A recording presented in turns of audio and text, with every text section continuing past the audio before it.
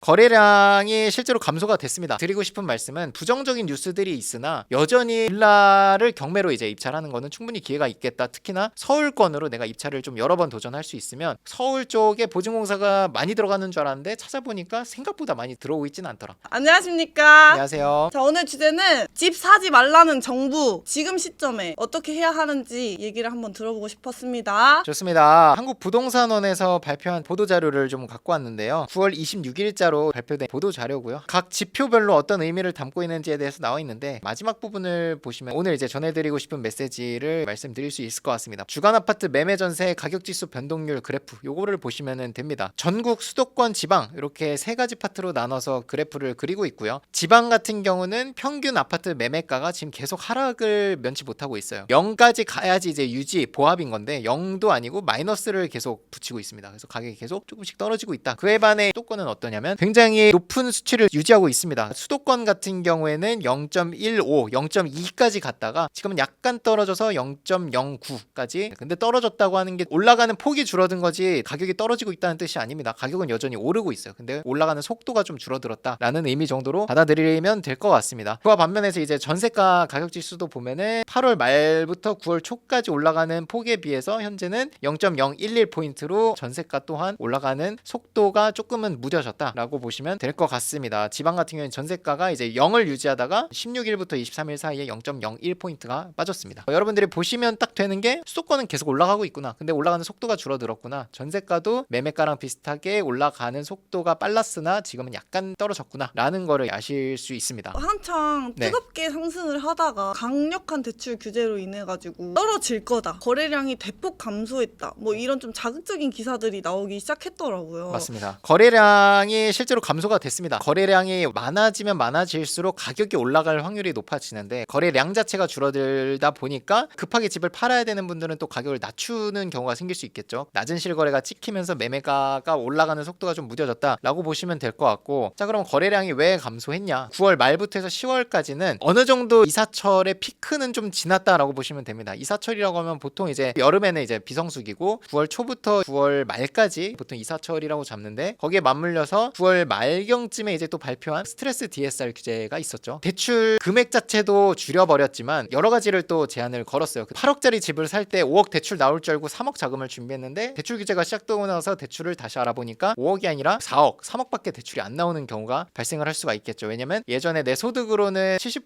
60% 대출이 나왔는데 그게 줄어들게 되면서 대출 금액이 줄었다라고 해서 이제 집을 살려던 사람들이 일부 보류를 하고 이런 경우가 발생을 했습니다. DSR 자체도 줄였지만 그 대출 기간 예전에 이제 30년이었는데 그걸 40년으로 또 늘린 상품들이 있었거든요. 그 상품들이 없어지게 되면서 40년 대출이었던 게 30년으로 줄면 DSR 비율로 또 높아지게 됩니다. 같은 소득을 가져왔을 때 이 대출 기간이 짧아져 버리면 DSR에 차지하는 비중이 커져서 대출 금액이 줄어버리게 됩니다. 그런 부분들 때문에 내가 살려던 집을 못 사게 되는 경우가 발생해서 거래량이 줄고, 사람들도 많이 아는 것 같아요. 이게 대출이 규제를 하는 게 계속 갈 수는 없고 일시적이라는 생각이 있는 것 같아서 그러면 이제 한 등급 낮은 아파트를 보는 게 아니라 그거보다는 오히려 좀 기다려가지고 대출이 좀 연말이 지나고 나면 또 은행 쪽에서 내년 실적을 채워야 되기 때문에 대출이 또 완화가 되는 경우가 있거든요. 그런 거를 또 기다리는 심리가 있지 않나 생각을 합니다. 지금 최근에 또 금리 인하 분위기로 돌아섰잖아요. 그거에 따라서 이제 좀 더 기다리는 심리를 받는다면 그동안 눌러놨던 거래량이 또 소화가 될 수 있겠죠. 거래량이 늘어나게 되면 줄어들었던 상승폭이 회복을 하지 않을까라고 저는 조심스럽게 생각을 합니다. 경매 투자자다 보니까 부동산 경매 시장 분위기도 많이 궁금하실 것 같은데 네. 어떻게 느끼시는지 좀 궁금합니다. 현재 시점에서 이제 경매 낙찰가율이라든지 이런 거를 보면 낙찰가율이 계속 떨어지고는 있습니다. 아파트 같은 경우는 쭉 올라오다가 9월에는 94.3으로 떨어졌습니다. 빌라 같은 경우는 82.6%였던 6월 시점을 기준으로 봤을 때 8월에 78까지 떨어졌다가 9월에는 또 81.9로 회복을 했거든요. 6월, 7월, 8월, 9월 이때는 보증공사에서 계속 입찰을 하던 시기입니다. 5월 이후부터 계속 입찰을 했었어요. 그게 또 반영이 된 것 같기는 한데 최근에 또 낙찰된 사례들을 보니까, 근데 실제 낙찰된 사례들, 낙찰자 이름을 보니까 보증공사가 물론 있긴 하지만 비율이 그렇게 높지는 않더라고요. 드리고 싶은 말씀은 부정적인 뉴스들이 있으나 여전히 빌라를 경매로 이제 입찰하는 거는 충분히 기회가 있겠다. 특히나 서울권으로 내가 입찰을 좀 여러 번 도전할 수 있으면 보증공사가 다 쓸어가는 느낌은 아닙니다. 한 페이지의 물건이 15개씩인데 그중에 2개가 보증공사 낙찰입니다. 제가 5월, 6월에 촬영했을 때는 이렇게 15개 보면 한 8개, 9개 정도는 보증공사 낙찰이었던 것 같거든요. 이 사람들이 그렇다고 해서 높게 받았냐? 뭐 그런 것도 있지만 아닌 경우도 많이 있습니다. 그런 있었는데도 이제 보증공사 입찰을 안 했다는 거고, 어떤 이유에선지 제가 정확히 알지는 못하지만 9월 달에 낙찰된 것들을 보니까 보증공사가 그렇게 많이 가져가고 있진 않습니다. 그래서 지금 서울 쪽을 좀 적극적으로 보셔도 보증공사랑 그렇게 경합할 일이 없을 수도 있겠다라는 생각이 듭니다. 지금 입찰 인원수를 보면 한 명, 14명, 3명, 2명, 3명, 1명, 평균 봤을 때 한 5명 정도 되는 것 같습니다. 입찰이. 같은 조건으로 제가 아파트만 선택해서 낙찰 사례를 봐볼게요. 6명, 14명, 2명, 26명, 7명, 15명, 1명, 13명, 12명, 8명, 17명, 13명, 2명, 6명, 8명. 확실히 아파트가 한 2배에서 3배 정도 많은 것 같거든요. 평균 입찰 인원수가. 그런 걸 봤을 때 어쨌든 경매 목적성이라고 하면 싸게 받아야 되는데, 우리가 안전한 물건을 하지만 싸게는 받고 싶잖아요. 내가 아파트를 하면서까지 욕심을 낼 수는 라는 게 결론인 것 같습니다. 내가 안전한 물건을 하고 싶으면 상품성을 아파트가 아니라 좀 빌라, 오피스텔 이런 거를 보시는 게 좋을 것 같고, 지금 빌라나 오피스텔도 어쨌든 매매 가격 자체가 지금 수도권 기준으로는 올라가고 있기 때문에 지금 사놓고 보유하는 것도 너무 좋아서, 저희 교육생들도 실제로 뭐 매도 사례도 많이 있지만 의도적으로 보유하시는 분들도 많이 있거든요. 저는 그게 사실 오히려 장기적인 수익률을 봤을 때 훨씬 더 좋다고 생각을 합니다. 2배 이상으로는 갈 수도 있지 않을까 생각이 들어요. 수익률이 40%였다면 2년 뒤에 팔면은 80% 이상 나오지 않을까. 물론 시간이라는 또 비용을 녹인 것도 있지만 보유를 하실 수 있는 분은 하실 수 있으면 좋겠습니다. 아파트보다는 이제 빌라가 경쟁률이 낮고, 서울 쪽에 보증공사가 많이 들어가는 줄 알았는데 찾아보니까 생각보다 많이 들어오고 있지는 않더라. 언제 전환이 돼서 또 보증공사가 막 들어올 수도 있습니다. 여러분들이 이런 식으로 주기적으로 모니터링을 해서 최근에 보증공사가 어떻게 움직이고 있지 이런 거를 좀 자세히 보시면 좋을 것 같아요. 저는 그렇게 하고 있습니다. 어떤 투자를 해야 되냐 관점에서 말씀을 드렸고, 대출 부분에서는 경매로 입찰하시는 분들은 가계대출이 아니라 사업자 대출로 이미 받아서 경매를 해왔기 때문에 이번 대출 규제는 거의 이제 실거주자, 큰 물건에 대출 받으시는 분들 대상이어서 우리처럼 이제 소액 투자를 분산해서 하는 분들에게는 영향이 별로 없어요. 사업자 대출을 막는다라고 했는데 실제로 농협, 수협, 신협, 그 새마을금고 이런 쪽까지 대출 규제가 들어가진 않았거든요. 사업자 대출이. 우리 교육생들 계속 낙찰받고 있는데 대출 다 80% 90% 받고 있습니다. 그리고 아까 말씀드린 이제 보증공사 입찰이 생각보다 줄어들었다라는 거에서 개인이 들어가서 수익을 볼 수 있는, 특히나 장기 보유 관점에서도 서울이 가장 좋은 거잖아요. 서울 지역에 빌라 입찰하는 게 5월, 6월보다 오히려 지금 더 좋아졌다고 개인적으로 생각을 하고요. 뉴스도 좀 부정적인 게 나오니까 오히려 거기서 더 기회가 있지 않을까 생각을 합니다. 그러면 지금 저희 수강생 분들은 어떤 물건들을 낙찰 받아서 어떻게 돈 벌고 있는지 한번 사례로 보여주시면 좋을 것 같습니다.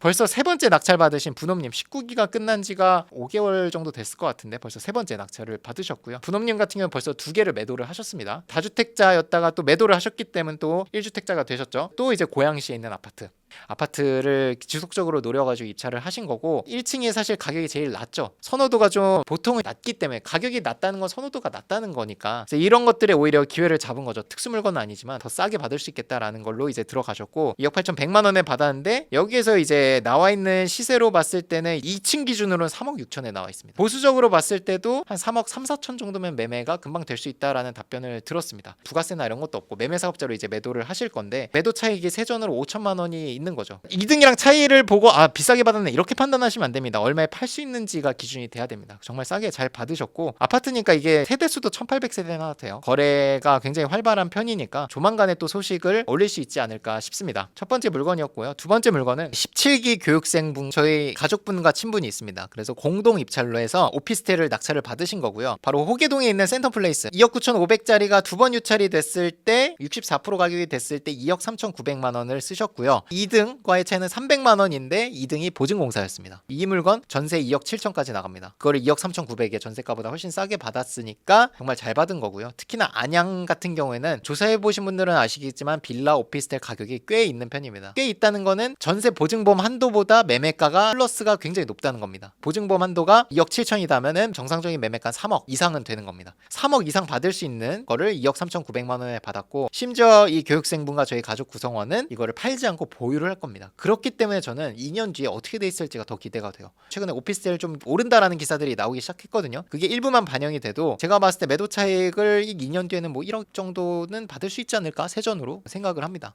입지나 이런 거를 봐서도 범계역에서 도보로 10분 정도밖에 안 돼요. 범계역은 각종 상권들이 다 몰려있는 4호선 역세권입니다. 굉장히 좋은 위치에 있는 신축 오피스텔을 잘 받았고, 자, 요거는 그냥 단순한 다세대 주택이 아니라 위반 건축물이 있는 물건이었습니다. 두 번 유찰이 됐음에도 2명밖에 들어오지 않았어요. 3억 2,400짜리를 두 번 유찰돼서 2억까지 됐을 때 우리 교육생이 2억 2,900만 원에 입찰을 하셔서 73% 가격에 낙찰을 받으셨습니다. 교육생분이 이제 조사한 시세는 매매는 위반 건축물이 없다는 전제하에 3억 1천만 원에 매도가 가능합니다. 그거를 2억 3천에 받은 거예요. 사진을 보면 위에 푸른색으로 이렇게 지붕이 씌워져 있는 게 보이실 거예요. 꽤 넓은 면적. 위반 건축인 거고 요거를 이제 철거하실 계획으로 이 철거비까지 감안해서 입찰을 하신 거예요. 그리고 이행강제금 부분도 미리 확인을 해서 이미 다 납부가 됐다. 법이 바뀌기 전에 이미 다 납부를 하셨기 때문에 벌금은 나오지 않는다. 여차하면 그걸 없앨 수 있게 철거하는 비용까지 감안을 해서 입찰을 한 겁니다. 근데 그 비용이 사실 1, 200만 원밖에 하지 않아요. 그냥 깨끗한 물건을 받는 것도 좋지만 약간 이제 빨간 글씨가 있는 게 있으면 경쟁률을 확 낮춰주는 효과, 낙찰가를 더 싸게 받을 수 있기 때문에 수익률을 더 올릴 수 있겠죠. 저희 리치스쿨 수강생분들의 성과가 좋다 보니 정규 강의에 대해서 궁금해 하시는 분들이 많은데 한번 또 소개를 부탁드립니다. 미리 공지를 드리자면 일단은 내년 기수부터는 주차가 줄어들게 됩니다. 교육 내용이 빠지는 게 아니라 중복되는 내용들이 있어서 그걸 제거를 했고 7주에서 6주로 그래서 줄일 수 있게 됐습니다. 교육생분들 입장에서는 뭐 2번 교육을 하더라도 길게 듣는 게 더 이득이라 생각을 할 것 같아서 저희가 바로 바꾸는 건 아니고 이번에 모집하는 기수까지는 기존 7주 교육과정으로 진행을 하고요. 내년부터는 6주 교육과정이 진행이 되니까 참고해 주시고 7주로 좀 길게 듣고 싶다 하시는 분들은 빨리 들으시길 권장을 드리고요. 내년에 듣는다고 해서 교육 내용이 빠지거나 이런 건 전혀 없으니까 이번에 못 듣는다고 너무 아쉬워하실 필요는 없을 것 같습니다. 참고로 이제 가격은 동일하고요. 무슨 내용을 가르치냐? 빌라를 기준으로 저는 교육을 합니다. 빌라 교육을 들으면 이제 아파트나 이런 거는 당연히 먹고 가는 거기 때문에 임장 또한 빌라 물건을 선정을 해서 임장을 같이 갑니다. 교육을 듣고 나서 언제든지 1대1로 매일 상담이 가능하고요. 별도로 오픈 채팅방이 있어서 거기에 인테리어 업체 대표님이나 낙찰 경험이 많으신 선배 기수, 법무사님도 계시고 커뮤니티가 있다는 것도 굉장히 큰 자산이 되죠. 경매를 하는 데 있어서. 연결 서비스도 우리는 사실 다른 학원에 비해 이제 독보적이라고 저는 생각을 하고요. 일주일 텀으로 교육이 진행되기 때문에 매일매일 미션을 통해서 여러분들이 그 주에 배웠던 내용을 체득할 수 있도록 저희가 미션 시스템을 도입해서 매일매일 경매 공부를 스스로 하실 수 있도록 저희가 이제 제공을 하고 있습니다. 이제 마지막 주차에 제가 물건 추천도 하지만 임장 갈 때 제가 물건을 또 추천해서 지정을 해서 가는 거기 때문에 입찰을 자연스럽게 하게 될 거예요. 교육 기간 중에 이제 입찰하실 수 있는 기회를 좀 만들어 드릴 수 있도록 좀 노력을 하고 있습니다. 또 저희가 정규 강의뿐만 아니라 무료 자료 배포, 무료 강의를 전달하고 있는 단톡방도 운영을 하고 있잖아요. 맞습니다. 모든 영상에 더보기란을 눌러보시면 무료 강의 쿠폰, 무료 자료 받기 이렇게 오픈 채팅방 입장할 수 있는 게시글로 올 수 있게 합니다. 그래서 매주 월요일 날 오전 10시에 올려드리고 있습니다. 카톡방에 입장하셔가지고 공지사항에 저희가 고정으로 해놨으니까 그걸 눌러보시면 어떻게